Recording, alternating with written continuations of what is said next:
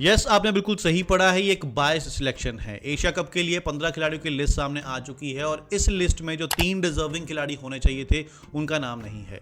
Number 1 Shreyas Iyer, number 2 Jaiswal और number 3 प्रसिद्ध Krishna. Asia cup में जो टीम जा रही है, हो सकता है ये आराम से एशिया कप जीत भी जाए। मैं उस चीज़ की बात नहीं कर रहा हूँ, मैं बात कर रहा हूँ टीम के अंदर सिलेक्शन का क्राइटेरिया क्या है। क्राइटेरिया तो हमेशा से परफॉर्मेंस ही रहा है और परफॉर्मेंस इन तीनों खिलाड़ियों की अव्वल नंबर की रही है। जब भी T20 की टीम बनाई जाती है तो IPL की परफॉर्मेंस देखी जाती है और शायद इसीलिए आपने शुभमन गिल को इस टीम में शामिल किया है, क्योंकि उनका IPL 2025 काफ़ी शानदार रहा था। लेकिन शानदार तो श्रेयस अय्यर का भी रहा था, शानदार तो जायसवाल का भी रहा था, तो फिर इनको क्यों टीम में शामिल नहीं किया गया है। और दूसरी तरफ प्रसिद्ध कृष्णा, जो तो IPL 2025 में पर्पल कैप होल्डर थे, जिन्होंने सबसे ज़्यादा विकेट 25 विकेट निकाली थी, उनको भी रिजर्व की लिस्ट में रखा गया है, स्टैंड बाय रखा गया है, 15 खिलाड़ियों की लिस्ट में नहीं डाला गया है। हर्षित राणा, शिवम दुबे, रिंकू सिंह, ये वो खिलाड़ी हैं जिनका IPL 2025 बिल्कुल खराब गया था और रिंकू सिंह तो डोमेस्टिक में भी परफॉर्म नहीं कर पा रहे हैं, तो फिर इनका नाम टीम में क्यों है। तो इसका साफ मतलब यही है कि अब जो सिलेक्शन का क्राइटेरिया है वो सिर्फ परफॉर्मेंस नहीं रहा है, क्योंकि परफॉर्मेंस के बेस पर यह टीम सिलेक्ट नहीं हुई है। इस वीडियो में हम बात करेंगे एक्चुअल रीजन कि क्यों इन तीनों खिलाड़ियों को इस लिस्ट में शामिल नहीं किया गया है। एक्चुअल रीजन की बात कर रहा हूं मैं, वो रीजन नहीं जो अजीत अगरकर ने बताए हैं। सही में क्यों इन तीनों को शामिल नहीं किया गया वो जानेंगे हम इस वीडियो में। तो चलिए बिना टाइम खोटी के सीधा मुद्दे पर चलते हैं और बात करते हैं पहले खिलाड़ी श्रेयस अय्यर की। ये जो चीज है, क्रेडेंशियल्स एक बंदा बढ़ा के आया है और क्रेडेंशियल्स एक बंदा के साथ स्टेबिलिटी भी था, but I am very very very sad for both Shreyas and Yashasvi Jaiswal. सबसे पहले हम ये जान लेते हैं अजीत अगरकर साहब ने श्रेयस अय्यर के बारे में क्या कहा। तो उनका कहना था, it's unfortunate that Shreyas Iyer missing out, it's no fault of his but neither ours, he has to wait for his chance. मतलब उनका कहना है कि यहाँ श्रेयस अय्यर की कोई गलती नहीं है और ना ही हमारी गलती है। आपने ये जो बोला ना कि श्रेयस अय्यर की कोई गलती नहीं है, ये आपने एकदम ठीक बोला। उस बंदे की क्या गलती है, वो बंदा परफॉर्मेंस दे सकता है और वो परफॉर्मेंस दे रहा है, इसमें उसका तो कोई दोष है नहीं। लेकिन जब आपने ये बोला गलती हमारी भी नहीं है, यहाँ साहब आप झूठ बोल गए। झूठ आपने ये बोला कि आपने एक्चुअल रीजन नहीं बताया श्रेयस अय्यर को सिलेक्ट ना करने का। एक्चुअल रीजन हम सब जानते हैं कि उनका कोच गौतम गंभीर के साथ 36 का आंकड़ा है। KKR में जब श्रेयस अय्यर कप्तान थे और कोच गौतम गंभीर थे और KKR वो IPL जीत गया था, तो सारे का सारा क्रेडिट कोच साहब ले गए थे, श्रेयस अय्यर को बिल्कुल उसका क्रेडिट नहीं दिया गया, जिसके कारण इन दोनों के बीच में शायद बन नहीं पाई।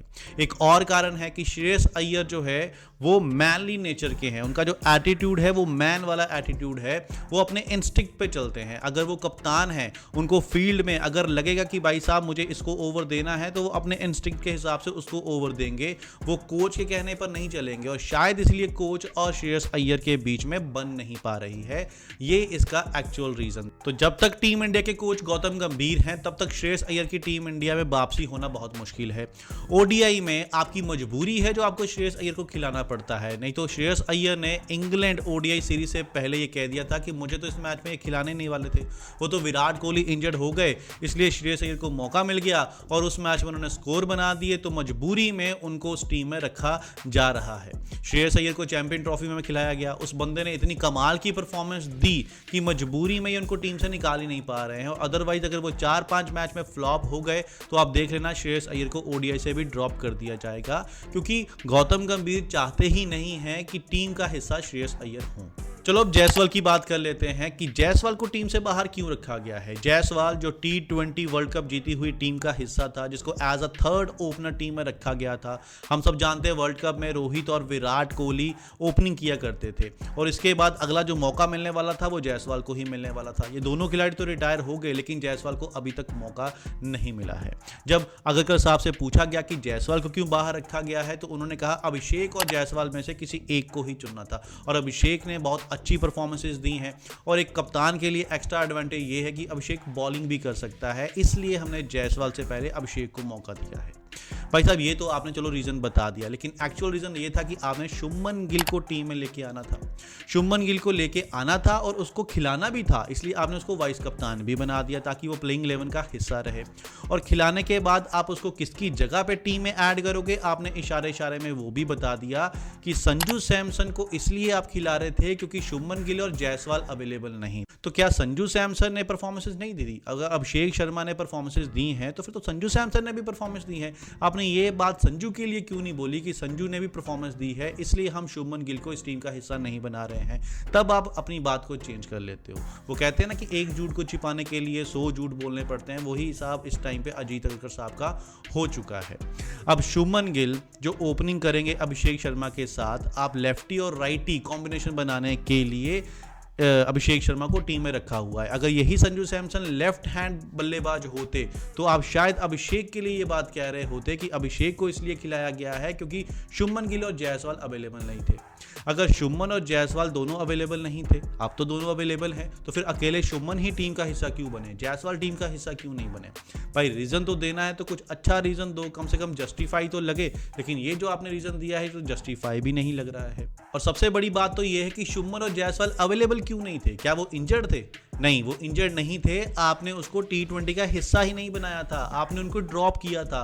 संजू सैमसन और अभिषेक के साथ आप गए थे और दोनों ने अच्छी परफॉर्मेंस दी, लेकिन जब आप शुभमन गिल को इंग्लैंड में कप्तान बना के लेके जाते हो और वहां पर शुभमन गिल अच्छी परफॉर्मेंस दे देता है, अच्छा रिजल्ट भी मिल जाता है, तब आपको लगा कि अब तो शुभमन गिल को हम ब्रांड बना सकते हैं लाइक विराट कोहली, जिससे BCCI को भी फायदा हो सकता है, प्रमोशंस मिल सकती हैं, एडवर्टीजमेंट मिल सकती हैं। तो इसलिए शुभमन गिल को हर फॉर्मेट का हिस्सा बनाया जाएगा और 2026 वर्ल्ड कप के बाद T20 का कप्तान बना दिया जाएगा, 2027 ODI वर्ल्ड कप के बाद ODI का कप्तान बना दिया जाएगा। बस यही सोच है आपको शुभमन गिल की टीम में लेके आने की।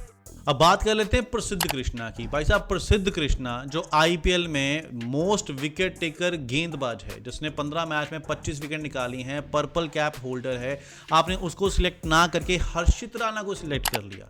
यार, हर्षित राणा में इतनी क्या खास बात दिख रही है आपको जो आप बार बार उसको सिलेक्ट कर रहे हो? आपने रीज़न तो कुछ बताया नहीं प्रसिद्ध कृष्णा को बाहर करने का और हर्षित राणा को खिलाने का, लेकिन एक्चुअल रीज़न हम सब जानते हैं कि उनका जो लव अफेयर है वो चल रहा है गौतम गंभीर के साथ। उनके फेवरेट खिलाड़ी हैं, हर जगह हर्षित राणा को वो शामिल कर लेते हैं। इंग्लैंड टूर में पहले टेस्ट मैच में एज अ रिजर्व उनको रख लेते हैं, ODI में उनको शामिल कर लिया जाता है, T20 में अब उनको शामिल कर लिया गया है। इतनी भी कोई खास परफॉर्मेंस हर्षित राणा ने दी नहीं है जो वो तीनों फॉर्मेट के खिलाड़ी बन गए हैं।